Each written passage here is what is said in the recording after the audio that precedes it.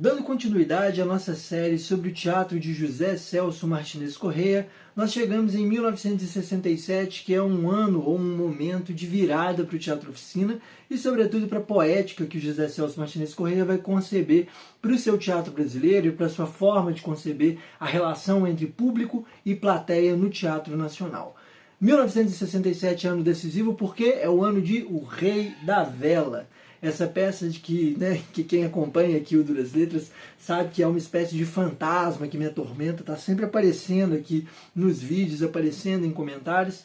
É um texto ao qual eu estou sempre voltando e que é uma escolha extremamente curiosa no ponto de vista de uma dramaturgia e da inserção no teatro nacional, porque é uma peça de 1933 e que só vai ser encenada em 1967, ou seja, 30 anos depois, 34 anos depois. Se não me engano, ela é publicada em 1937, então são exatamente 30 anos desde o momento da publicação até o momento em que Zé Celso e a Companhia Teatro Oficina escolhem encená-la, levá-las ao palco do seu teatro. Mas antes de entrar especificamente no Rei da Vela do Oswald de Andrade, eu combinei, eu falei nos vídeos anteriores que ia comentar um pouquinho sobre outros acontecimentos, outras coisas que estavam acontecendo ali em 1967 e que foram decisivas para a escolha do Rei da Vela como espetáculo e também para a própria composição poética, a forma como Zé Celso realizou esse espetáculo em cena, junto com a sua companhia teatral.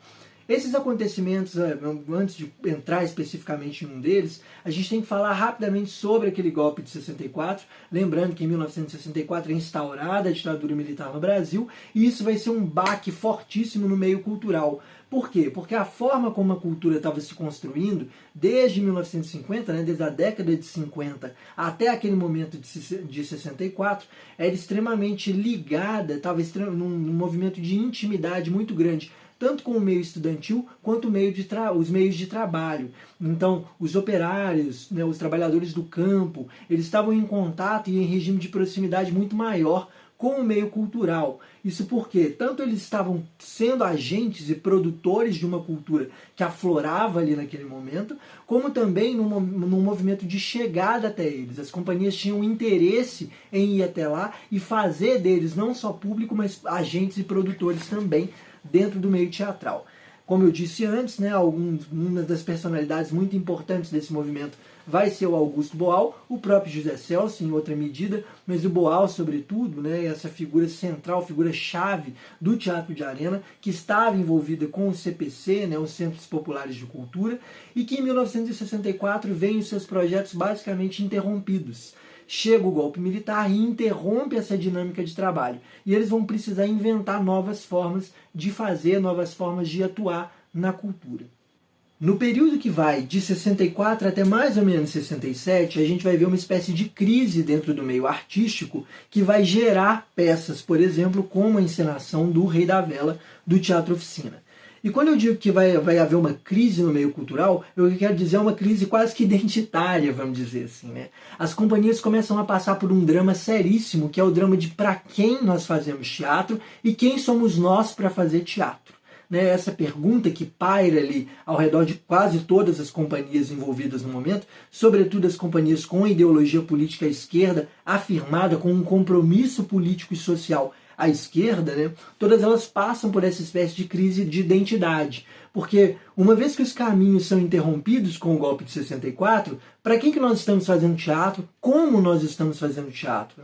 Quem somos nós? Essa pergunta paira ao redor de todas as companhias, inclusive o próprio Teatro Oficina. Então, uma vez que nós não temos mais esse contato e nós não temos essa forma de trabalho mais espontânea, nós somos obrigados a nos especializar ou nos profissionalizar e nos fecharmos dentro de uma caixa cênica de uma companhia, porque a ditadura, os militares não permitem um contato de maior intensidade com o público, o que a gente está fazendo? O que a gente vai fazer? E isso gera uma crise dentro do próprio discurso de esquerda. E a esquerda começa a entrar em movimento de dissidência, ou seja, ela vai se multiplicar e se multifacetar. O que, se por um lado é bom, no sentido de pluralizar as discussões, por outro lado, você enfraquece a sua luta, Você enfraquece justamente a luta que estava acontecendo e que vinha conseguindo conquistas muito importantes até 64. falar desse momento é extremamente difícil porque basicamente as décadas de 50 a 80, né, esse momento do Brasil, ele quase que precisa de um livro só sobre ele, né? A gente precisaria de um calhamaço só para entender o que foram esses anos que envolvem a ditadura civil-militar, mas também o período neodesenvolvimentista e de conquistas sociais muito significativas da invenção de novas ideias, como a pedagogia do oprimido e o próprio teatro do oprimido, ou da performatividade teatral do teatro oficina nos anos 70. Enfim, a gente precisaria realmente de muita coisa para conseguir dar conta desse período. Mas o que eu estou fazendo nesse vídeo é justamente sintetizar e focar um pouco mais no Zé Celso. E para o Zé Celso vai ter uma coisa, um acontecimento na década de 60, pós-golpe, já em 1967, que vai ser extremamente fundadora, que é, como eu disse antes, o filme Terra em Transe, do Glauber Rocha. O terceiro filme lançado por esse cineasta, que se vincula ao cinema novo, né, ao chamado cinema novo, uma câmera na mão, uma ideia na cabeça, né, com isso se faz cinema, e ele vai ser extremamente significativo porque o Rei da Vela, segundo o próprio José Celso, vai ser endereçado ao Glauber Rocha, vai ser endereçado à Terra em Transe. Mas o que é Terra em Transe? De uma maneira muito sintética e arrogante, a gente poderia dizer que Terra em Transe é uma espécie de soco na barriga da intelectualidade brasileira. E por que eu digo isso? Porque é um filme extremamente controverso e incômodo. O momento em que Terra em Transe sai, ele sai, se não me engano, no mês de maio de 1967, o quinto mês, é mais ou menos por ali que ele vai sair nessa altura do ano, e ele vai ser um soco na sensibilidade intelectual da esquerda ali do período, porque ele é extremamente crítico, e num sentido muito positivo, só que ele escancara justamente as contradições vividas pela esquerda. Para quem não conhece a narrativa, olha, sinto muito, mas o Glauber Rocha vai puxar seu pé de noite, vai morder seu travesseiro, sei lá. Enfim, o espírito dele vai te atormentar se você não assistiu Terra em Transe ainda. Esse filme ele é extremamente emblemático porque ele coloca como personagem principal a figura do Paulo Martins, que é um protagonista poeta. E é um poeta que quer se envolver com a luta política e que quer fazer uma poesia política, quer unir essas duas vidas, a vida intelectual poética e uma vida de luta e de conquista política. Só que ele é uma figura extremamente contraditória, ele é uma personagem brechiana, no melhor sentido da personagem brechiana. É uma figura que o tempo todo a gente se aproxima dela e ela puxa o nosso tapete e faz com que a gente se distancie e observe os gestos dela criticamente. E essa figura no filme ela vai ter um par, ou um antagonista, que é a amiga dela num primeiro momento e que depois vai rivalizar, vai se tornar um inimigo, que é o Porfírio Dias, interpretado pelo brilhante Paulo Otran, assim, uma atuação incrível, maravilhosa, tocante. Mas o Porfírio Dias é, grosso modo, um ditador mesquinho, é o político brasileiro de uma forma muito sintetizada. Seria a síntese negativa da política brasileira.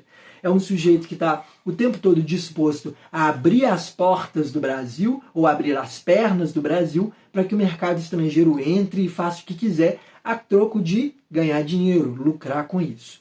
Essa vai ser a figura do Porfírio Dias, que vai se contrapor em alguma medida ao Paulo Martins. De uma maneira muito direta, o que o Glauber faz com esse filme, o que ele coloca em evidência nesse filme, é um desejo latente da própria figura do Paulo Martins de estar nessa posição do próprio Porfírio Dias.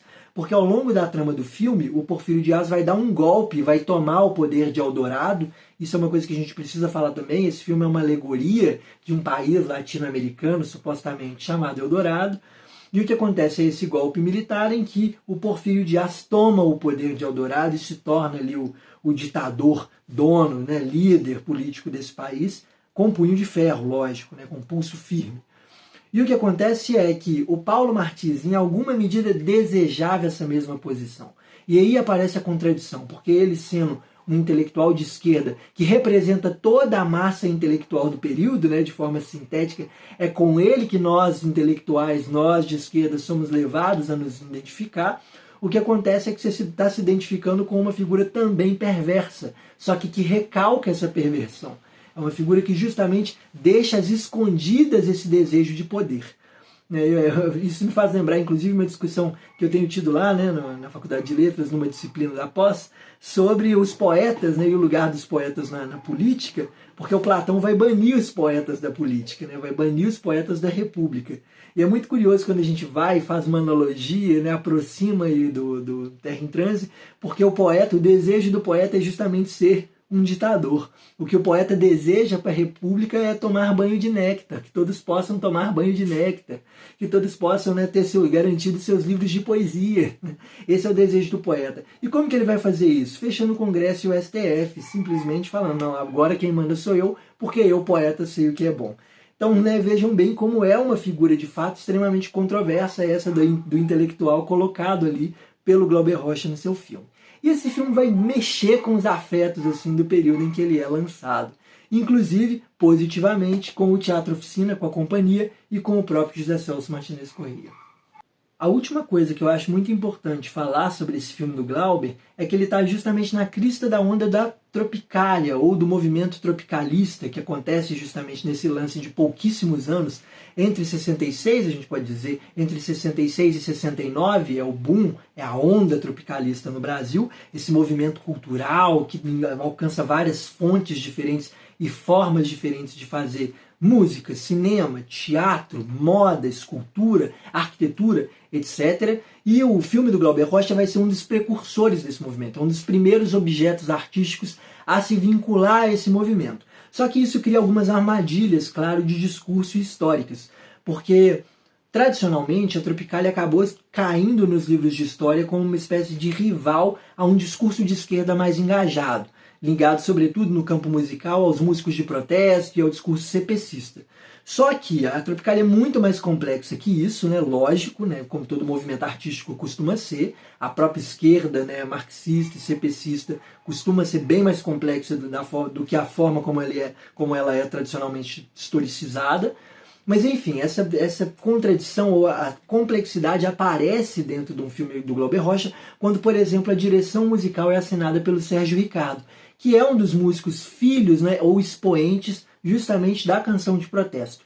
Então esse tipo de distinção polarizada, né, que coloca a Tropicália de um lado e arte de protesto, arte engajada de outro, ela não vale aqui, né, não vale justamente para esse filme, porque é um filme que consegue sintetizar, se a gente quiser pensar de uma forma dialética, sintetizar esses movimentos. Ele traz para o centro, né, da questão, para o centro do problema, essa contradição toda, a tese e a antítese, né, formando esse novo objeto. Então fiquem com isso na cabeça, porque isso também vai acontecer com o Teatro Oficina e com o Rei da Vela, que vai ser encenado pelo Zé Celso Martinez e pela Companhia Teatro Oficina de São Paulo.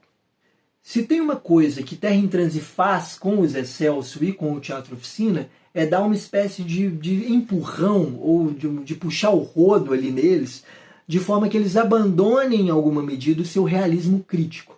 Até então, como eu disse em vídeos anteriores, o que o Teatro Oficina estava fazendo era adotando justamente essa perspectiva de um realismo crítico, montando espetáculos que tivessem críticas políticas muito objetivas, muito consistentes e fechadas num modelo brechtiano de teatro, muito objetivo, ligado também à tradição do Stanislavski via Eugênio Kuznet. Enfim, até 67 é esse padrão, esse modelo teatral que eles vão criar e que eles vão, né, a qual eles vão se vincular. Só que chega em 67, eles querem procurar novas formas de trabalho.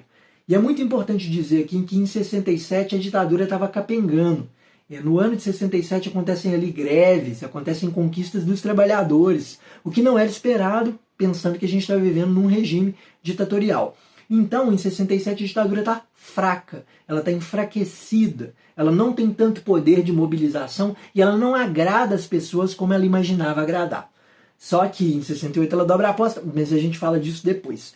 Em 67, a iminência de uma queda, a gente ainda não tinha censura prévia, e o que vai ser encenado pelo Teatro Oficina é algo que escapa justamente do realismo crítico. É algo que escapa daquela estética que eles estavam adotando até então. Eles vão adotar uma nova poética que vai ser chamada justamente de tropicalista, né? O Rei da Vela é, no teatro, a Tropicália representa o movimento tropicalista no meio teatral. E os dois movimentos, né, os dois movimentos que sintetizam essa passagem do realismo crítico ao tropicalismo é, primeiro, a adoção de uma alegoria, da alegoria enquanto forma. Então eles abandonam essa tentativa de metaforização mais objetiva, né, de dizer que isso é como aquilo, para trabalhar com uma lógica alegórica e cíclica. Então as narrativas, a narrativa adotada em Rei da Vela e também em Terra em Transe, pelo Glauber Rocha, elas acabam terminando como começaram. A tragédia que acontece hoje é a tragédia que aconteceu ontem. A história do Brasil é um ciclo infinito de tragédias. Nós estamos repetindo as mazelas nacionais, repetindo os problemas que já foram resolvidos ou elaborados ou já foram enfrentados antes. Só que eles não se solucionaram por completo. Então essa seria a primeira mudança. A segunda delas é o movimento antropofágico, né? Ou a ideia de assumir a antropofagia como um método de composição. E, né, numa síntese também muito grosseira, a antropofagia pode ser entendida como a devoração estética. Eu me aproprio de qualquer tipo de material de forma a deglutir isso e fazer desse material que eu estou comendo, do qual eu estou me apropriando, a minha força. É desse alimento que eu tiro as minhas referências. Então é comendo Oswald de Andrade, comendo Stanislavski, comendo Brecht, que eu consigo juntar isso tudo, pegar o melhor de cada coisa, o nutriente de cada coisa e montar uma poética original em cima disso. É justamente o que eles fazem em Rei da Vela. Isso vai dar espaço para o campo de uma criação poética muito mais desregrada do que a gente viu antes. Não que o Teatro Oficina e o próprio José Celso não estivessem inventando ali novas formas e intervenções muito graves nos textos que eles estavam encenando. Só que com o Rei da Vela, isso vai vir de forma muito mais agressiva. É nesse momento que o Zé Celso começa a intervir na dramaturgia e intervir na passagem do texto para a cena de uma forma mais atuante e mais violenta também. Ele não se importa mais de colocar o texto em crise, em trazer elementos para esse texto que são contraditórios, que vão contra a própria ideologia ou a própria máquina construída por esse texto. Ele vai, na verdade, querer trazer e querer fazer esse movimento. Porque o incômodo ao texto é também um incômodo à sensibilidade da audiência, né? À sensibilidade da plateia. Pensando que é uma plateia intelectual que talvez, supostamente, conhece esse texto que ele está encenando, quando ele problematiza o texto, ele agride a sensibilidade. E a violência vai se tornar um dos tópicos principais do Teatro Oficina nesse momento. É aqui que eles descobrem que é preciso ter violência no discurso. É preciso trazer uma peça, não uma peça acomodada ou uma peça que diz alguma coisa de valores nobres e que concorda com a nossa ideologia. A gente tem que trazer uma peça que vai incomodar, que a galera vai sair daqui mal, vai sair todo mundo chateado e aborrecido de teatro, como se tivesse sido ofendido diretamente. E o Rei da Vela do Oswald de Andrade faz isso, ele ofende o tempo todo a audiência, inclusive se auto-ofende, né? É uma espécie de ofensa direcionada tanto para lá quanto para cá. Um dedo que aponta para frente, 3 que apontam para trás, né? Enfim. A escolha pelo Rei da Vela é uma escolha muito curiosa, porque basicamente ela é um ataque direto justamente a essa ideia de um grande teatro, ou de um teatro sério. A tópica, ou a palavra que orienta, né, o texto do Rei da Vela é espinafração. Isso está na boca de uma personagem, que é a personagem principal, que é o Abelardo I. Ele fala isso, a palavra espinafração, bagunça, né, essa bagunça que é desregrada, é espinafrar, falar mal, ofender, é fazer chacrinices, né, para usar a referência da época, fazer como chacrinha, né, dar um abacaxi para essa seriedade. Isso vai se contrapor e vai ser o dispositivo usado para justamente agredir a sensibilidade e agredir o dispositivo teatral do período. Só que é muito importante situar isso dentro do texto do Rei da Vela. Porque se por um lado Zé Celso usa a espinafração para atacar as pessoas do seu período, ou seja, a década de 60, o ano de 1967, no texto do Oswald de Andrade, a espinafração é a arma contra um tripé. E um tripé que é extremamente essencial na estrutura da peça, que é justamente o triângulo entre tradição, propriedade e família, né? A peça toda, quem não conhece, quem não leu o Rei da Vela ainda, ó, para casa, tem que ler o Rei da Vela. O Rei da Vela é bem incrível, isso aqui tá valendo até hoje, gente. Infelizmente, isso aqui vale até hoje. Mas esse tripé, que é o da tradição, da propriedade, da família, ele vai ser desmontado ao longo da peça numa espécie de perspectiva trágica da personagem principal, que é o Abelardo. E o Abelardo, numa síntese grosseira, é um agiota, é um cara que simplesmente empresta dinheiro para lucrar com os juros das pessoas, né? É um usura, né? Ele tem um escritório de usura. Empresta dinheiro, endivida as pessoas e ferra com elas. Porém, ele é também um endividado. Ele está devendo o americano, que é uma outra personagem, ou seja, ele é parte de uma engrenagem muito maior. As pessoas o devem, mas ele deve a alguém. E esse alguém provavelmente deve a outra pessoa, e assim por diante, né? Ou seja, um Mizanabim de dívidas. Isso é muito importante também. Mas voltando à ideia da espinafração, a espinafração vai ser justamente o que eu disse, o dispositivo que desmonta essa estrutura cíclica como um todo. Mas como que ela vai desmontar na peça? Não é que ela de fato apresenta uma alternativa a isso, e vira e fala assim, a gente vai resolver o problema se a gente espinafrar. Não é necessariamente isso. Mas a espinafração é o caminho para escancarar esse problema. É a partir da espinafração que a gente vê o problema.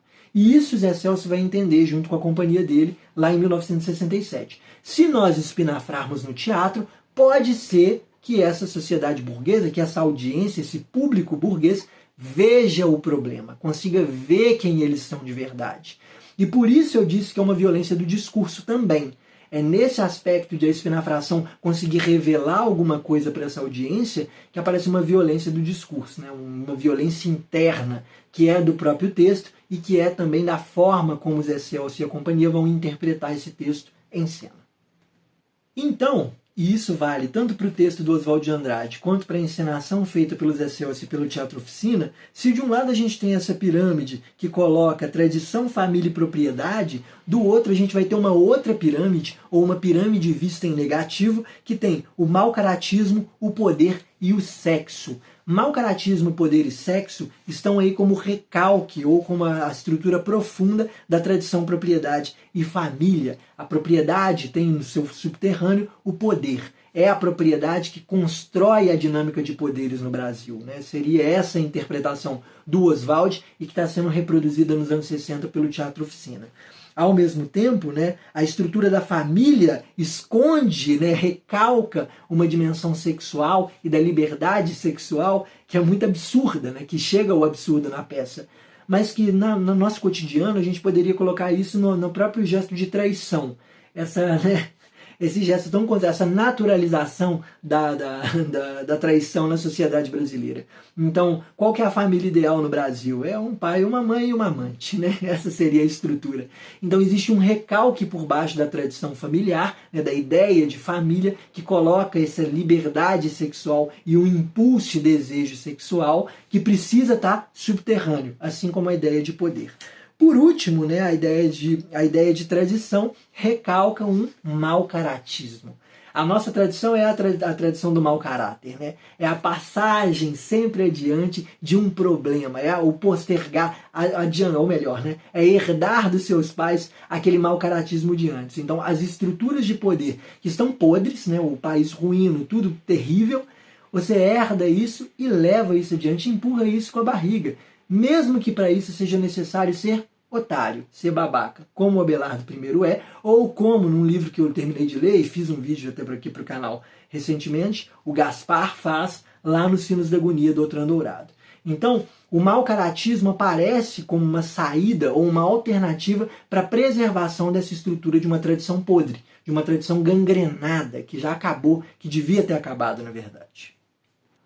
O último detalhe sobre o texto que eu gostaria de trazer aqui tem a ver com esse paralelo entre as duas décadas. A própria ideia de circularidade que eu mencionei antes, né? Esse eterno retorno da tragédia nacional, isso eu acho que é algo importante de frisar aqui e de fazer uma comparação brevíssima entre os dois tempos, o tempo que a peça foi concebida e escrita pelo artista Oswald de Andrade e o tempo em que ela é colocada em cena pelo Teatro Oficina 30 anos depois. Então, se a gente olhar pelos aspectos aqui bem políticos, sociais e econômicos, né, do período, a gente teria na década de 30 o craque da Bolsa, ou seja, em 1929 a gente tem uma crise econômica que se instala no país, né, lá nos Estados Unidos, e que alcança o Brasil e tem aquela queda dos barões de café.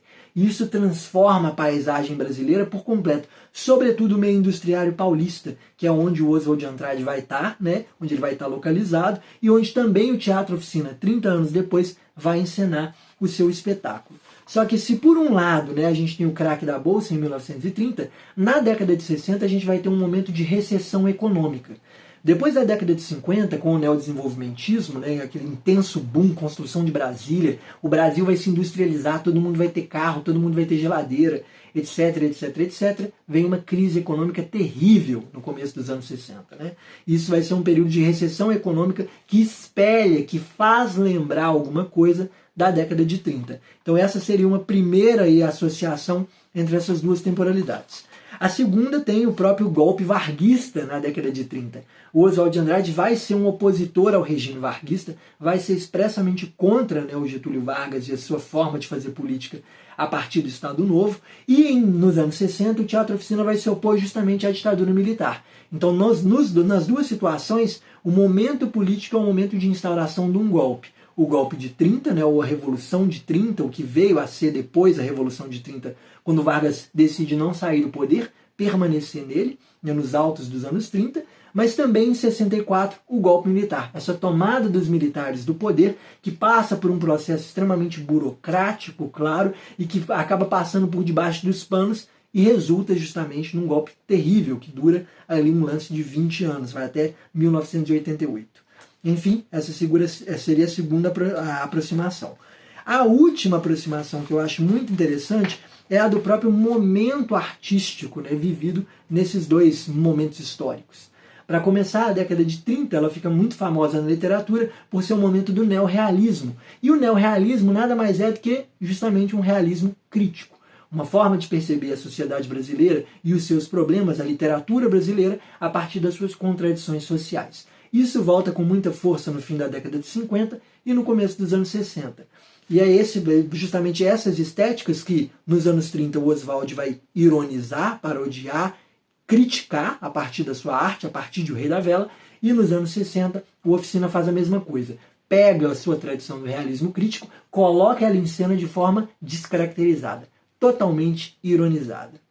Eu teria muitíssimas outras coisas para falar só sobre o Oswald de Andrade, sobre o Rei da Vela. Eu acho que essa peça é boa até para parar e ler alguns trechos importantes. Fica como recomendação aqui algumas cenas muito emblemáticas desse texto, que é a cena do julgamento do Pitanga, né, do intelectual Pinote também. São duas cenas muito engraçadas, tanto o julgamento do Pitanga quanto a cena do intelectual Pinote. Também o começo do segundo ato, que consegue escancarar de maneira muito precisa a ideia da liberdade sexual recalcada dentro das famílias tradicionais.